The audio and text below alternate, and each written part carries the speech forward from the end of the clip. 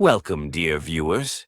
On this channel, we explore the profound questions of human death, consciousness, and what lies beyond through the lenses of philosophy, psychology, and mysticism.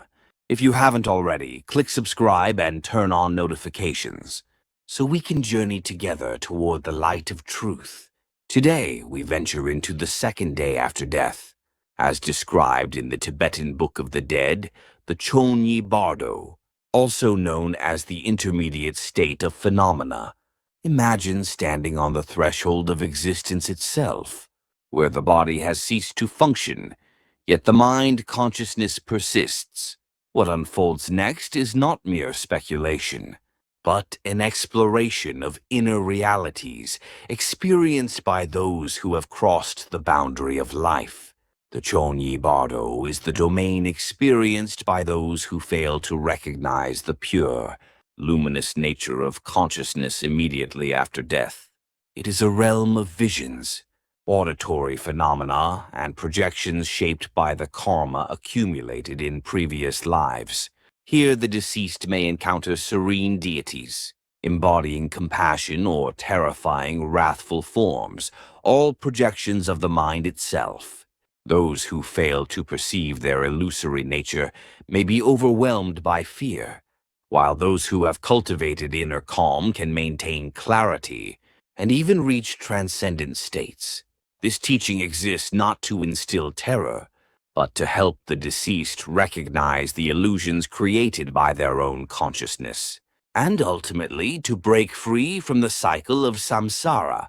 The second day after death represents the first awakening of consciousness.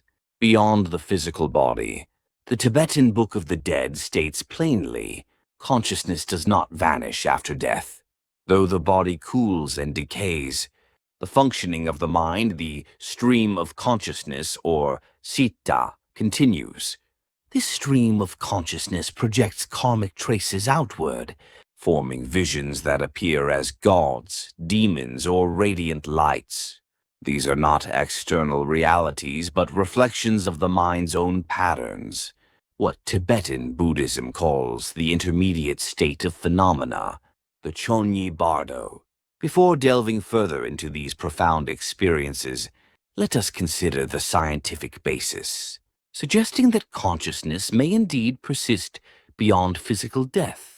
The claim that consciousness survives bodily cessation is not yet fully proven, but a growing body of research offers intriguing clues, near-death experiences, NDEs, and empirical evidence.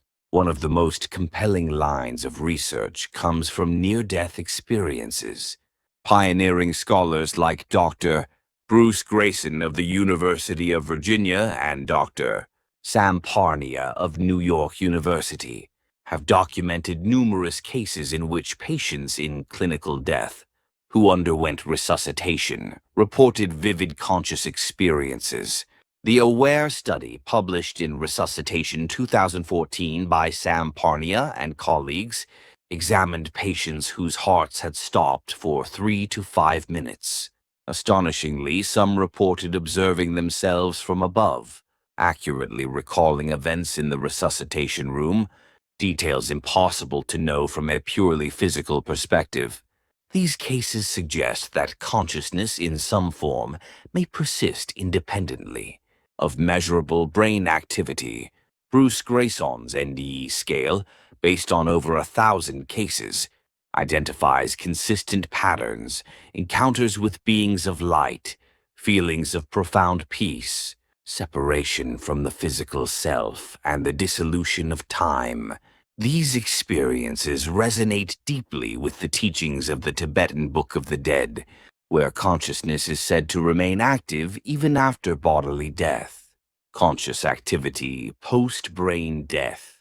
A second line of research comes from studies of brain activity immediately following cardiac arrest.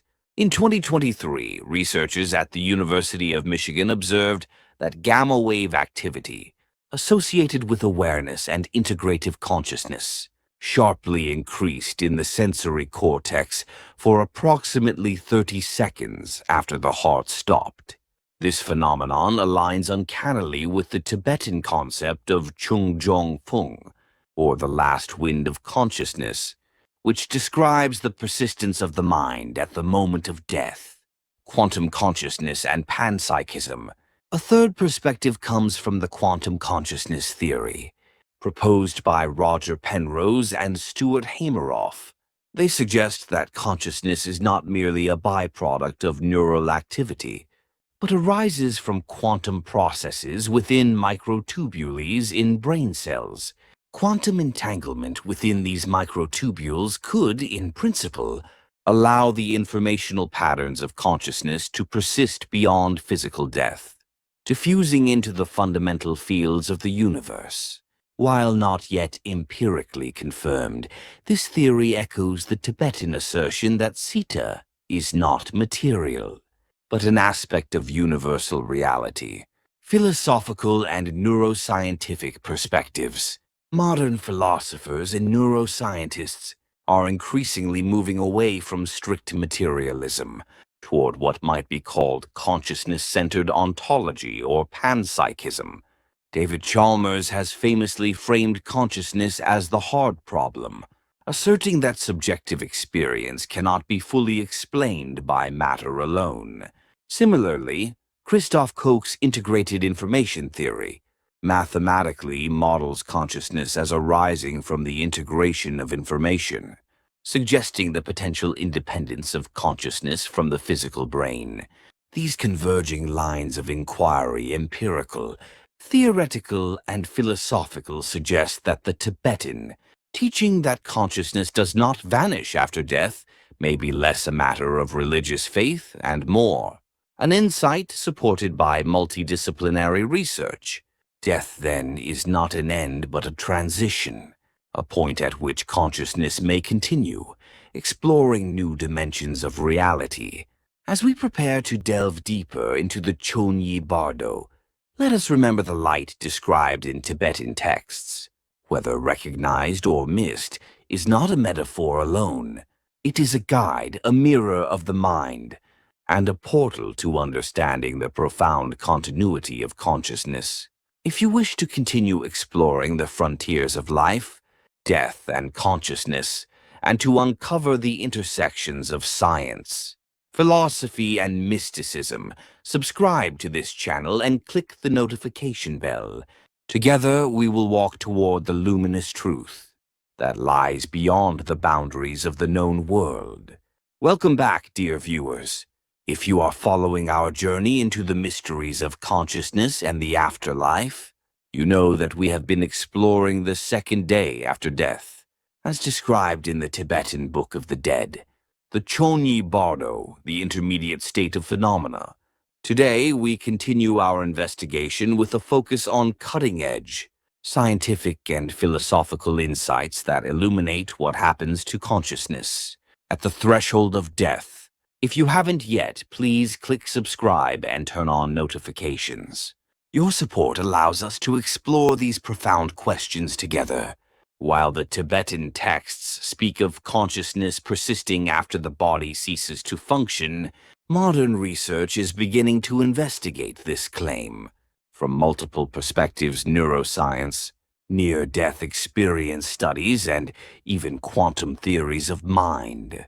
Today, we will delve into several key scientific findings that resonate strikingly with the ancient wisdom of the Bardo Thodol, conscious activity at the moment of death. The first line of evidence comes from the study of neural activity in individuals during the final moments of life.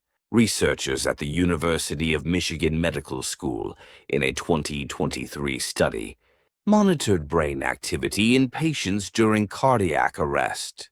Remarkably, they discovered that gamma-wave activity in the sensory cortex associated with awareness, integration, and higher-order consciousness surged for approximately 30 seconds after the heart stopped beating. Gamma waves are not merely background electrical signals. They correlate with the integration of sensory information and the subjective experience of self. In other words, even after the physical body has ceased functioning, The brain exhibits a brief window of highly organized, conscious activity. This empirical observation aligns uncannily with the Tibetan concept of Chung Fung, or the last wind of consciousness, described in the Bardo Thodol as the lingering presence of awareness at the moment of death.